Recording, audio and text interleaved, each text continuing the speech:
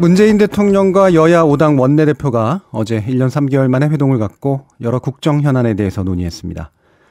여야정 상설협의체 구성에서부터 8월 임시국회에서 처리할 법안, 그리고 또 곧 있을 3차 남북정상회담 등에 관련된 내용들까지 많은 현안들이 거론된 것으로 알려졌는데요. 자세한 내용, 어제 회동에 참석했던 민주평화당 장병환 원내대표 연결해서 이야기 나눠보겠습니다. 장병환 대표님, 안녕하십니까? 네, 안녕하십니까? 자, 어제 대통령과의 회동이 1년 3개월 만이었는데요. 워낙 이제 많은 국정 현안들이 있는 시기에 이루어진 회동이었습니다. 그래서 일단은 우선 전반적인 분위기부터 여쭙겠는데요. 전반적인 평가 해주시겠습니까?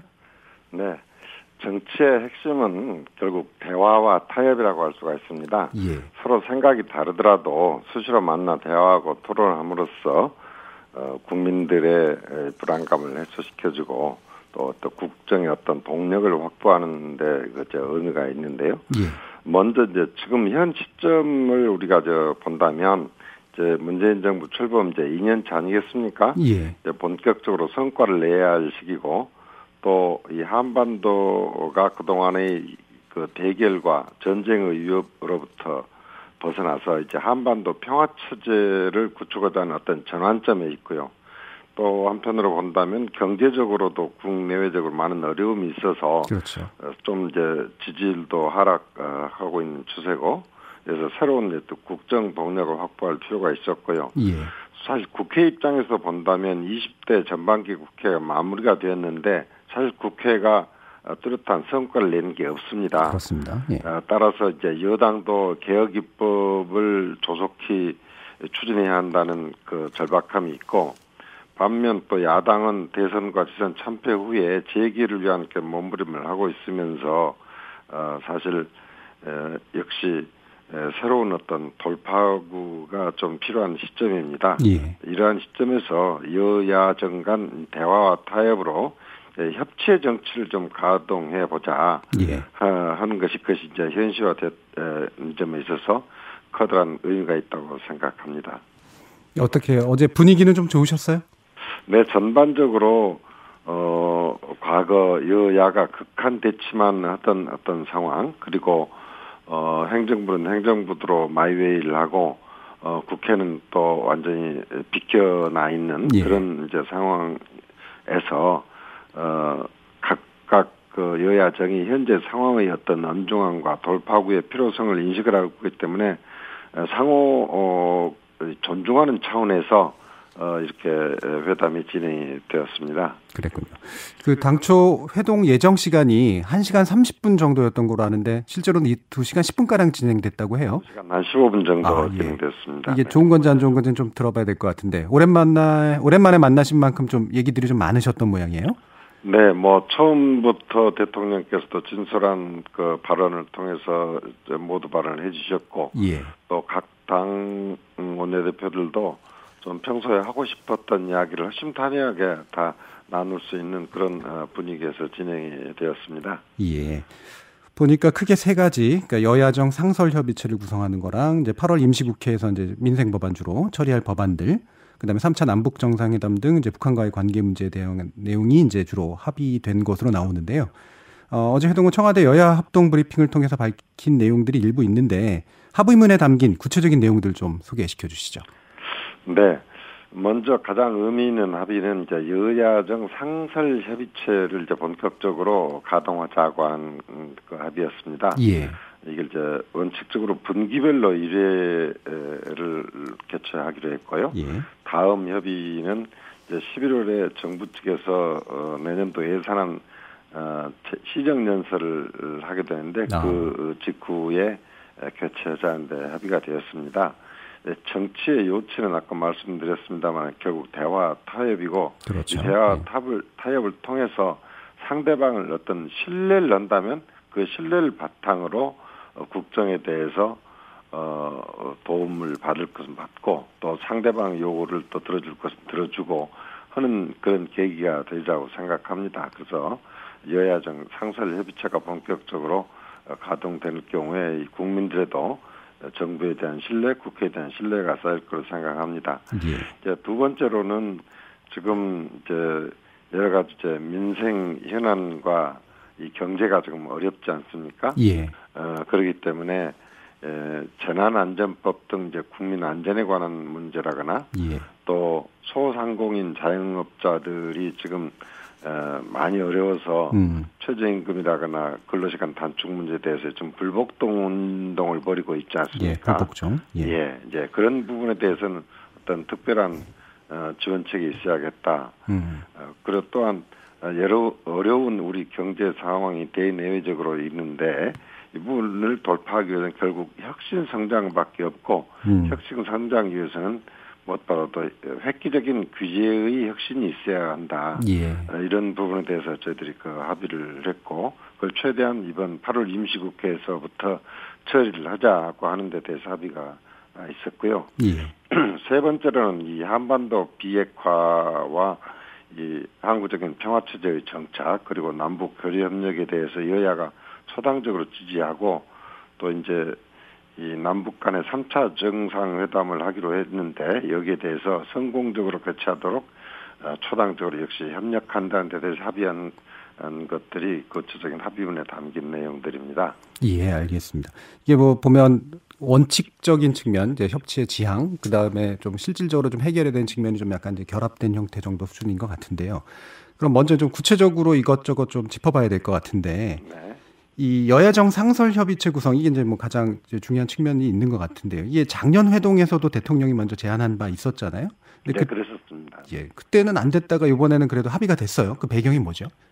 근데 이제 작년 5월달 그 대표들 간 회담에서 이 부분이 이 논의가 됐었지만 그때는 대선 직후였기 때문에 예. 여야 간의 입장차가 매우 컸었습니다. 예. 네, 그래서 제안은 했었습니다만 구체적인 합의에까지는 이르지 못했습니다만은 아까 모두에 말씀드렸다시피 2년 차에 들어선 그 문재인 정부의 어떤 여러 가지 성과를 내야 할 어떤 그런 필요성 또 국회의 여야는 각자 상황에서 지금 이런 상태대로 가가지고는 여야가 오히려 좀 공멸할 수 있다는 위기의식이 지금 있다고 좀 할 수 있습니다.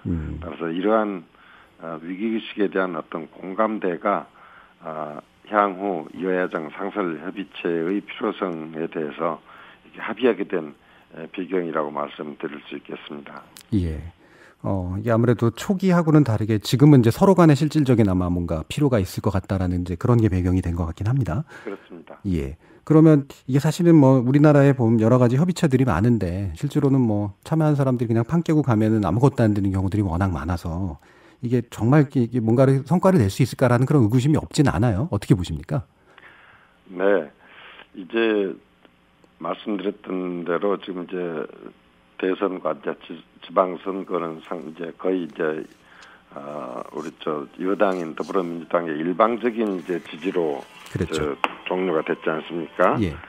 그렇지만 이제 향후 다가오는 이제 21대 이제 총선을 앞두고 각 당이 뭐 자강 측면에서 자기 당을 일단 이렇게 강화시키고 국민들의 지지를 확보해야 한다는 절망의 좀 과제를 가지고 있습니다만은 이런 부분 역시 상대방에 대한 존중과 서로 신뢰가 회복되지 않고서는 어떤 성과를 기대하기가 어렵습니다만은 물론 잘한 부분과 못한 부분에서 잘한 부분은 또 여야가 없이 정부와 여당을 밀어주고 또 잘못한 부분에 대해서는 또 가차없이 비판을 하고 대안을 제시해서 국민들로부터 신뢰를 받아야 하지 않겠습니까? 예.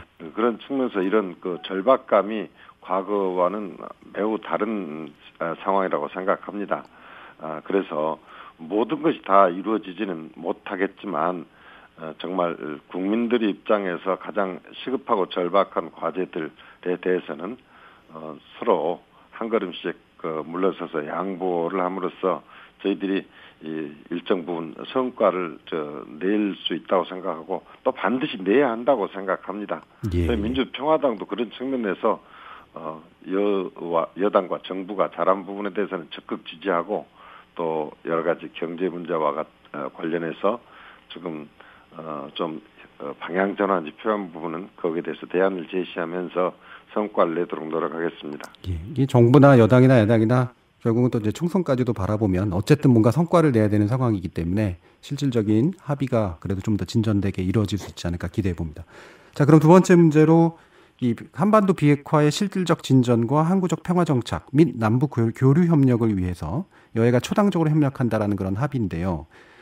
이게 사실은 좀 더 구체적인 실행 방안인 판문점 선언 지지 결의안에 대한 국회 비준, 이게 이제 대통령이 좀 간곡히 요청한 것으로 이제 알고 있는데요. 이게 한국당의 입장이 걸림돌이 돼서 이게 반영이 안 된 건가요? 네, 뭐 저희 당이나 바른미래당 예. 그렇습니다만 저희 당도 4.27 정상회담 당일부터 예. 그 판문점 선언에 대해서 국회 비준을 해야 한다는 주장을 해왔었습니다. 예. 따라서 어제 회담에서도 늦은 감은 있지만 이건 정기국회에 들어서 조속히 이 비준이 이루어져야 한다는 저희들의 그 주장을 했었습니다만은 이 부분에 대해서 역시 합의가 이루어지는 못했습니다.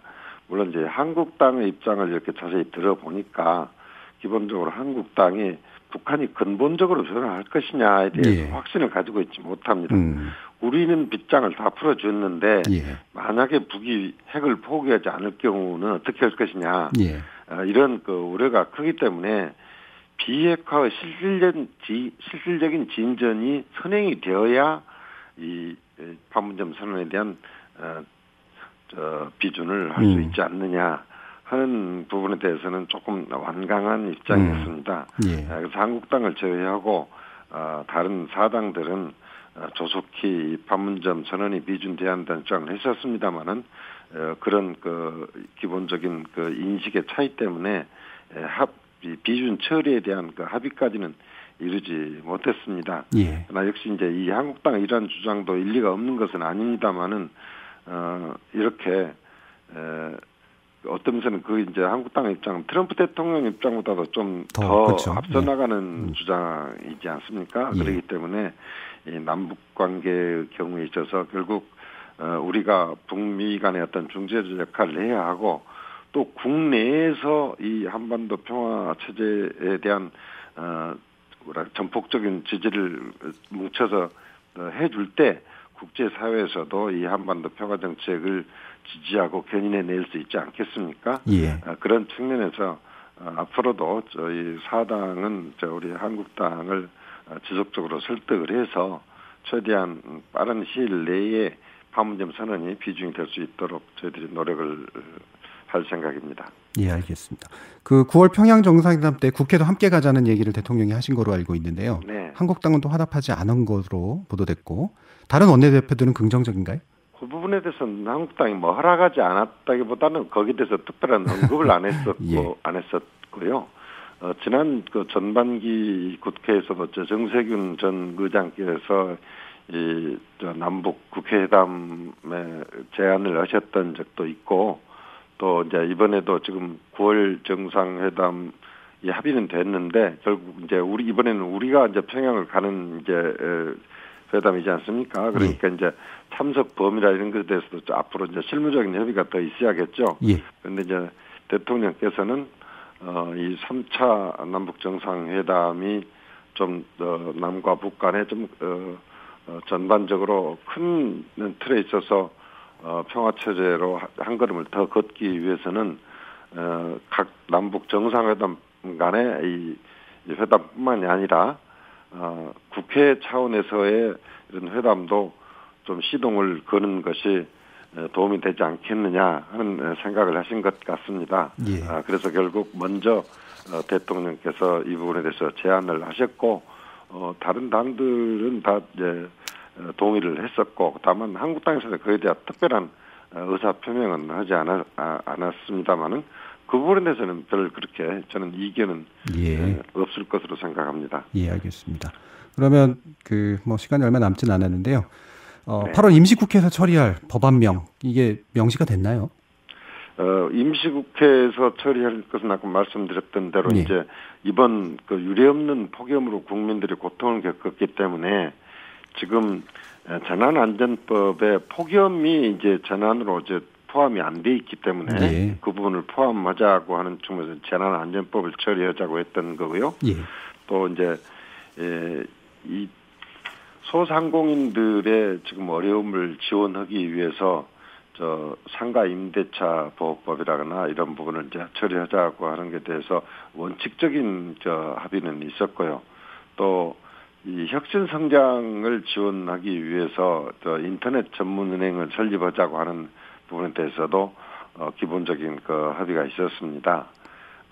이 외에도 소상공인과 자영업자들을 지원하기 위해서 지금 현재 최저임금법이나 이런 우리 근로시간 단축에 대해서는 보완 입법도 필요하다는 데 대해서도 어느 정도 기본적인 합의가 있었습니다. 알겠습니다. 민주평화당 장병환 원내대표였습니다. 감사합니다. 네.